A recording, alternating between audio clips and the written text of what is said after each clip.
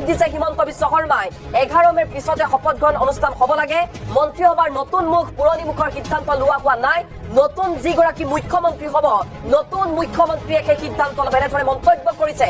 10-11 মেত বিধায়িনী দলৰ বৈঠক অনুষ্ঠিত হ'ব বুলি মন্তব্য কৰিছে হিমন্ত বিশ্ব শৰ্মাই আৰু শপত গ্ৰহণ অনুষ্ঠানত উপস্থিত থাকিব দেশৰ প্ৰধানমন্ত্ৰী নৰেন্দ্ৰ মোদী কিন্তু এই মুহূৰ্তৰ আটাইতকৈ গুৰুত্বপূৰ্ণ ডাঙৰ প্ৰশ্নটোৱে হৈছে যে কোন হ'ব ৰাজ্যৰ নতুন মুখ্যমন্ত্ৰী মুখ্যমন্ত্ৰী চকীত কোন বহিব হিমন্ত বিশ্ব শৰ্মাই বহিব নে অন্য কোনো নেতাৰ কপাল ফুলিব এই লৈ বৰ্তমান হৈ প্ৰশ্ন উত্থাপন হৈছে কিছুমান পূৰ্বে এনেধৰণে ৰাজ্যপালক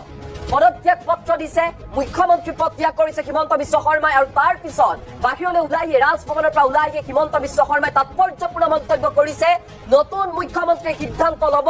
যে মন্ত্ৰীসভাত কোন কোন থাকিব কোন কোন নাথাকে কোন নতুন মুখে স্থান পাব নে পুৰণি মুখে স্থান পাব সেয়া নতুন মুখ্যমন্ত্ৰীয়েহে গম পাব বুলি তাৎপৰ্যপূৰ্ণ মন্তব্য কৰিছে আৰু ৰহস্যৰ আৱৰ্তত সোমাই পৰিছে যে সঁচাকৈ মুখ্যমন্ত্ৰী সলনি হ'ব পাৰে নেকি নতুন মুখ্যমন্ত্ৰী পাব নেকি অসমৰ জনতাই এটা ডাঙৰ প্ৰশ্ন এই মুহূৰ্তত যে নতুন মুখে ঠাই পাব নেকি মুখ্যমন্ত্ৰী চকীত নতুন কোনোবা নেতাক দায়িত্ব দিব নেকি আগন্তুক 5টা বছৰৰ বাবে এনে এটা প্ৰশ্ন এই মুহূৰ্তত উত্থাপন হৈছে কোন হ'ব ৰাজ্যৰ নতুন মুখ্যমন্ত্ৰী ডাঙৰ প্ৰশ্ন এই মুহূৰ্তত উত্থাপন হৈছে ৰাজনৈতিক মহলত চৰ্চা চলিছে ৰাজ্যৰ পৰৱৰ্তী মুখ্যমন্ত্ৰী কোন হ'ব নতুন মুখ্যমন্ত্ৰী কাক দায়িত্ব দিব মুখ্যমন্ত্ৰী পদৰ পৰা পদত্যাগ কৰিছে হিমন্ত বিশ্ব শৰ্মাই আৰু তাৰ পিছতে পদত্যাগ কৰিয়ে প্ৰথমটো প্ৰতিক্ৰিয়া হিমন্ত বিশ্ব শৰ্মাৰ যে মই মুখ্যমন্ত্ৰী হিচাপে পদত্যাগ কৰিছো